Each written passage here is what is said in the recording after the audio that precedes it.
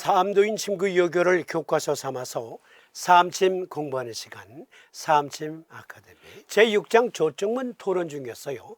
조증문에는 조증, 즉 피부 건조증 한 가지만 다루고 있습니다. 오늘날 병명으로 말하면 아토피성 피부염. 그런데 이 아토피성 피부염은 자가면역증으로도 발생할 수 있어요. 그것은 이미 토론했고, 자가면역증으로 발생하는 아토피성 피부염은 동시다발적으로 알레르기성 천식, 알레르기성 비염, 즉 자가면역증 메커니즘이 그대로 반영된 천식과 비염이 발생할 수 있습니다. 그래서 관련 질환이기 때문에 지난 시간에는 알레르기성 천식, 즉 자가면역증으로 발생하는 알레르기성 천식 함께 토론했고요. 이번 시간은 자가면역증, 알레르기성 비염 함께 토론해 봅니다.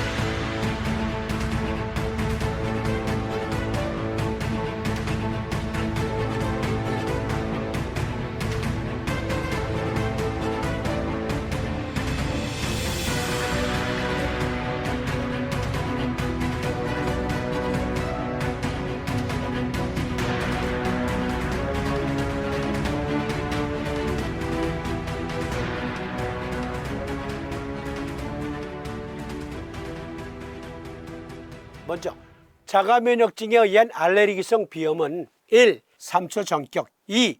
배승격 또는 변형 배승격, 3. 위전격. 이 세 가지 요법 중에서 환자의 증과 정확하게 부합되는 요법을 선정한 다음에 대장 전격을 같이 써줘야 합니다. 이것은 끝부분에서 다시 상세히 밝혀드리겠습니다.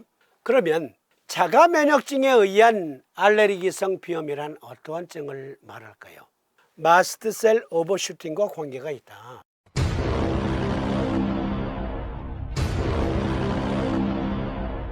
림프 면역 생리학 조절에서 비만세포의 새로운 역할이라는 논문에 보니까 염증 자극에 따라 엘리시는 면역세포를 림프절로 모집하는 케모카인을 생성한다.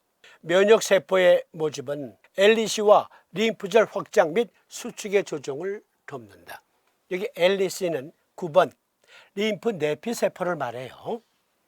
즉 마스트셀 비만세포가 알레르기를 일으키는 항원이 침투했을 때 림파틱 시스템과 함께 면역력을 발휘합니다. 그 도식도인데요. 1. 림프 모세관.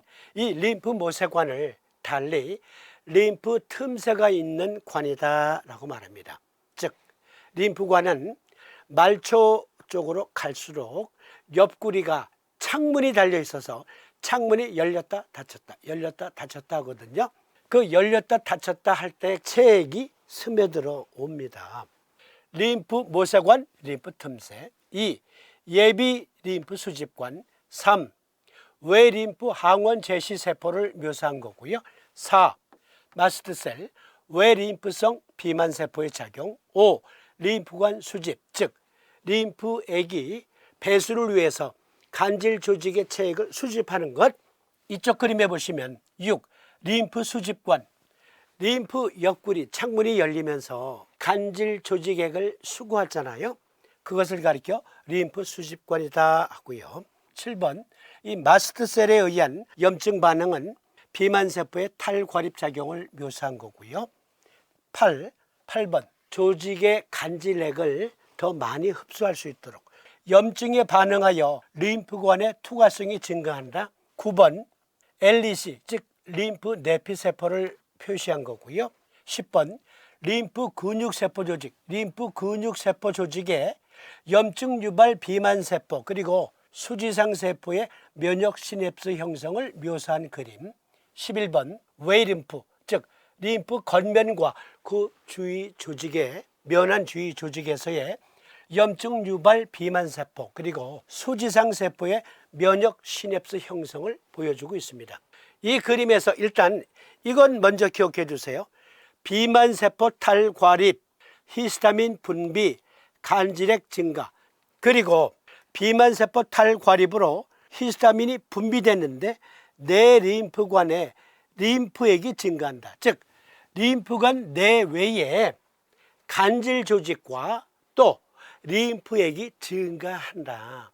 보다 명확하게 이해하실 수 있도록 요약해드리면 알레르기 항원에 작용하는 정상적인 면역작용은 림파틱 시스템과 함께한다. 3번 외림프 항원 제시세포 항원이 침투했을 때 비만세포의 표면에 달려있는 Y자 모양의 항체 거기에서 항원을 캐치하잖아요. 그리고 정보를 인식한 다음에 그 정보를 적응 면역 시스템에게 전달하잖아요. 그것을 가리켜 항원 제시 작용이다 라고 합니다. 두 번째 비만세포 면역 개시 작용 이것은 외림프성 마스트셀에 의해서 일련의 면역작용이 시작된다. 세 번째 염증 반응 비만세포의 탈과립 탈과립으로 인해서 옆구리가 터지면서 히스타민이 방출되잖아요. 그러면 림프관 주위 조직에 간질 조직에 체액이 증가합니다. 네 번째 림프관 옆구리가 창문이 열리면서 림프관 주변에 증가된 간질액을 회수해요. 회수하기 위해서는 창문이 활짝 열렸다 닫혔다 열렸다 닫혔다 해야 되거든요. 그것을 가리켜 림프관 투과성이 증폭되었다라고 말하는 겁니다. 다섯 번째 이것은 11번 외 림프 조직에서 염증 유발 마스트셀 즉 비만세포와 덴드리틱 셀 수지상 세포의 면역 시냅스가 형성된다. 이것은 림프관 겉표면과 그리고 그 면한 간질 조직에서 발생하는 면역. 여섯 번째 림프 근육 세포 조직에서 염증 유발 비만세포와 수지상 세포의 면역 시냅스가 형성이 돼요. 즉 림프 겉면의 근육 외 림프 조직의 근육 조직에 면역작용이 향상이 됩니다. 이것이 알레르기 항원에 작용하는 정상적인 면역작용이라 한다. 림프 면역 생리학 조절에서 비만세포의 새로운 역할을 해보면 국소염증은 부종과 같은 병리학적 결과를 유발하는데 여기서 백혈구의 화학주성 이동은 간질에게 빠른 유입을 동반합니다. 이러한 병태 생리학적 변화는 전체 조직 간 압력 구배를 증가시킵니다. 이는 림프관에 부착된 고정 필라멘트를 잡아당겨 즉 창문을 잡아당겨서 1차 림프관을 열고 다양한 면역세포가 림프 네트워크에 진입하도록 도와 염증 부위에서 축적된 항원과 유해 조직 잔해를 제거합니다.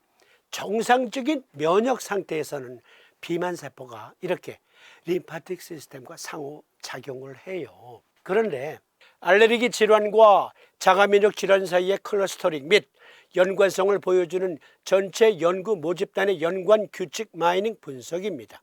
각 화살표는 림프절을 통해 알레르기 질환 즉 선행과 자가면역 질환 즉 결과를 연결합니다.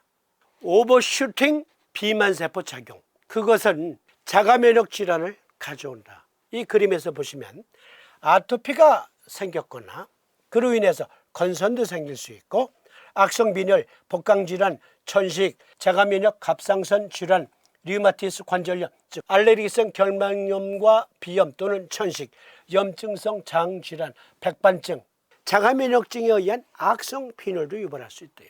동시다발적으로 몸의 이곳저곳에서 자가 면역증에 의한 다양한 증상들이 나타날 수 있어요.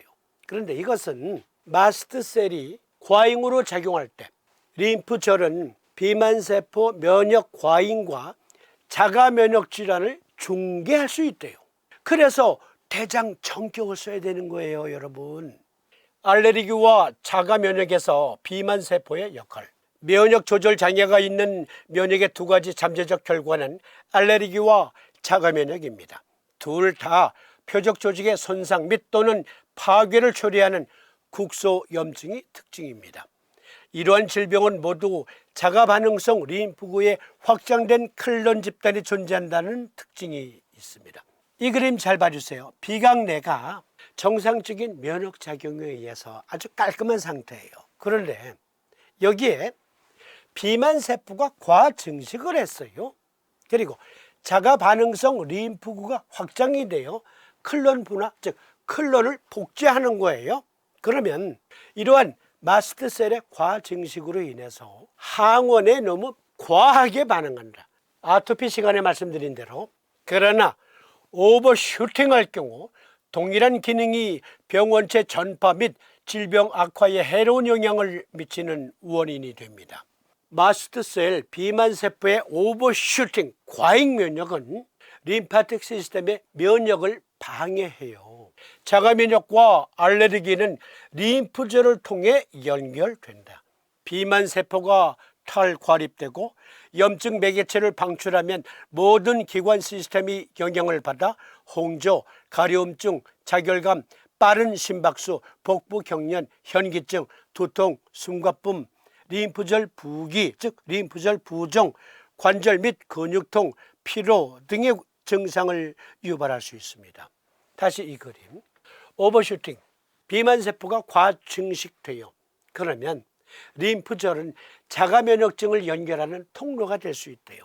마스트셀이 히스타민을 방출하면서 비강 내의 조직에 체액이 많아져요. 그리고 고초열이라고 해서 눈도 빨개지고 비강 내도 빨개져요. 혈관이 계속 확장되니까. 히스타민이 방출되면 혈관이 확장되잖아요. 모세 혈관이 너무 확장되면서 그곳이 화끈화끈거리고 체결감이 생기고 따끔거리고 너무너무 가려워서 눈을 비비고 싶어. 입안을 그냥 후벼 파고 싶을 정도로. 이게 비만세포의 오버슈팅 때문이다. 그러면 림파틱 시스템에서 여기 오버슈팅으로 인해서 증가된 간질액을 회수하면 되는데 이것이 상도를 벗어날 정도로 과잉으로 유입되면 림프 관로가 정체가 돼요. 그리고 림프절로 유입된 그 간질액도 증가하니까 림프절이 부어요. 그러니까 사암도인께서 림파틱 시스템에서 정상적으로 면역작용을 못하고 있어. 그러면 겨드랑이 사타구니 항부를 만져보아서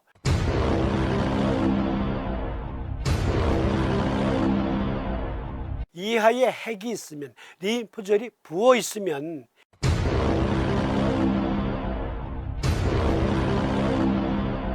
그것은 둘 중에 하나. 열심히 잘 싸우고 있거나 아니면 항시 부어 있으면 림프 저체 현상이다. 그로 인한 과유입된 간질액으로 인한 림프액으로 인한 림프절 비대다. 스왈렌 림프노드다. 이건 병적인 것이다. 자가 면역증으로도 림프절 비대가 확인된다. 요결 28장에 상세히 설명도 있잖아요. 그러니까 자가 면역증에는 림프절 비대로 확인된다. 알레르기성 비염인데 림프절을 만져보니까 우둘두둘해. 그러면 자가 면역증이 진행되고 있구나. 그럴 땐 3초 정격과 함께 대장 정격 또는 폐승격과 함께 대장 정격 또는 위정격과 함께 대장 정격. 위정격과 대장 정격은 한 개의 혈이 겹칩니다. 위정격에선 양극 해계의 N극, 임읍 함곡엔 S극을 부착하는데 대장 정격에서는 양극 양계혈은 S극, 그리고 족삼리와 곡지혈에는 N극. 그러니까 이해 핵이 우둘두둘해. 그러면 대장 정격을 먼저 놓고 그리고 위정격을 놓는 겁니다. 그러면 자연스럽게 양곡은 빠지게 되죠. 위정격에서의 양곡은. 위정격증은요, 이른바 역류질환으로 나타나는 알레르기성 비염, 알레르기성 천식, 즉 위장 내에 위산이 식도를 타고 기화돼요. 그러면서 인후를 자극을 해요. 그리고 편도라는 림프절이 부어요. 그러면서 알레르기성 비염이다 또는 천식이다. 그러면 위정격을 쓰는 겁니다. 복진을 해보았을 때 복부에서 찰랑찰랑 물소리가 들려 꾸룩꾸룩. 위정격, 대장정격. 그런데요, 묽은 가래, 묽은 콧물이 너무 심해요. 그것은 비강뿐만이 아니라 폐강 내에 비만세포가 과잉으로 작용을 해서 폐강 내에 점막에서 술잔세포가 너무 과잉으로 점액을 분비하는 거예요. 그럴 때 폐성격 또는 폐성격 변형요법과 대장정격, 3초 정격은 비 오는 날, 습한 날, 그리고 찬 공기인데도 습한 날이야. 그런 경우에 그냥 쉴 수 없이 재채기 콧물. 그럴 땐 3초 정격과 대장정격, 즉 자가면역증일 때. 자가면역증이 아니다. 그러면 알레르기성 비염에서 자가면역증이 아닌 경우에는 이상 말씀드린 그러한 증들을 자세히 보신 다음에 3초 정격, 폐성격 또는 변형 폐성격, 그리고 위정격을 쓰는 겁니다. 이땐 대장정격을 안 써도 돼요. 대장정격은 자가면역증일 때 제1요법과 제2요법을 동시에 적용한다.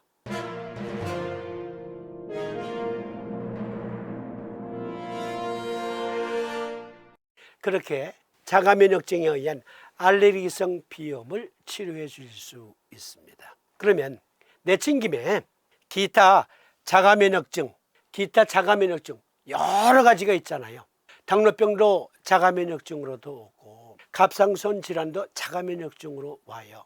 각각 경우에 따라서 어떻게 사암진법을 적용할 수 있는지 이것은 이어지는 시간에 보내드립니다.